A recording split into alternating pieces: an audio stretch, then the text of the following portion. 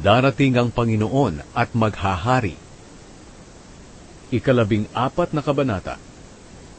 Darating ang araw na hahatol ang Panginoon.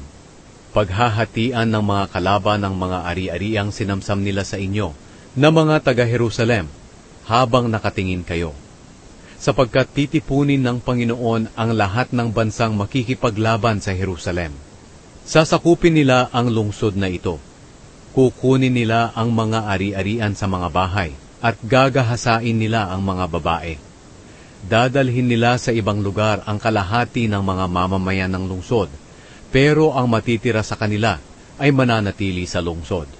Pagkatapos, makikipaglaban ang Panginoon laban sa mga bansang iyon, katulad ng ginawa niyang pakikipagdigma noon. Sa araw na iyon, tatayo siya sa bundok ng mga olibo, sa silangan ng Jerusalem. Mahahati ang bundok na ito mula sa silangan hanggang sa kanluran. Ang kalahati ng bundok ay lilipat pahilaga, at ang kalahati naman ay lilipat patimog. At magiging malawak na lambak ang gitna nito.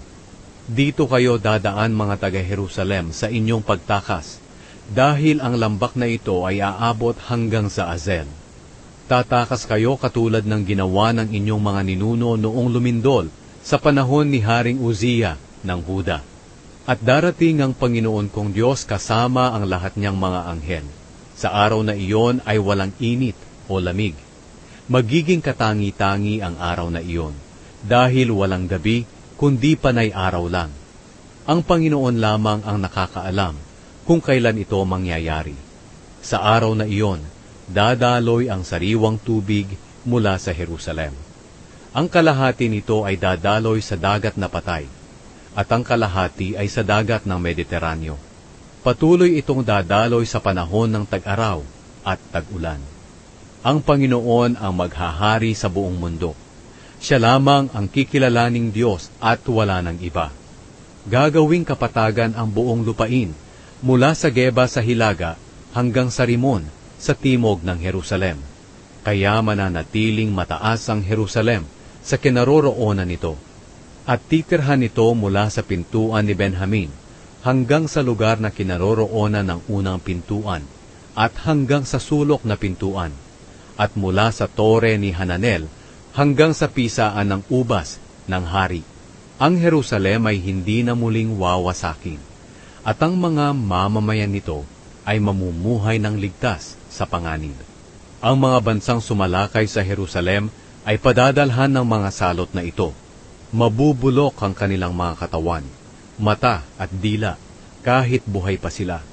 Ganito ring salot ang darating sa lahat ng mga hayop sa kanilang kampo, pati na sa kanilang mga kabayo, mola, kamelyo at asno. Sa araw na iyon, lubhang lilituhin ng Panginoon ang mga taong iyon. Ang bawat isa sa kanila ay sasalakay sa kanilang kapwa, at sila mismo ay maglalaban-laban. Makikipaglaban din ang ibang mga lungsod ng Huda. Sasamsamin at titipunin nila ang mga kayamanan ng mga bansa sa palibot nila, ang napakaraming ginto, pilak at mga damit. Pagkatapos, ang lahat ng natitirang mga tao sa mga bansang sumalakay sa Jerusalem ay pupunta sa Jerusalem taon-taon para sumamba sa hari, ang Panginoong makapangyarihan, at para makipag-isa sa pagdiriwang ng pista ng pagtatayo ng mga kubol. Ang mga taong hindi pupunta sa Jerusalem upang sumamba sa hari, ang Panginoong makapangyarihan ay hindi padadalhan ng ulan. Ang mga taga-Ehipto na hindi pupunta sa Jerusalem ay padadalhan ng Panginoon ng salot, na katulad ng salot na kanyang ipapadala sa mga bansang hindi pupunta para ipagdiwang ang pista ng pagtatayo ng mga kubol. Iyan ang parusa sa Ehipto at sa lahat ng bansang hindi pupunta sa Jerusalem para ipagdiwang ang pista ng pagtatayo ng mga kubol. Sa araw na iyon nasasamba ang mga bansa sa Panginoon, isusulat sa mga kampanilyang palamuti ng mga kabayo ang mga katagang itinalaga sa Panginoon.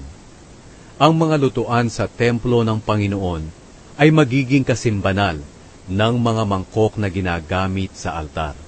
At ang bawat lutuan sa Jerusalem at Huda ay magiging banal para sa Panginoong makapangyarihan. Gagamitin ito ng mga naghahandog para paglutuan ng kanilang inihahandog. At sa araw na iyon, wala ng mga negosyante sa templo ng Panginoong makapangyarihan.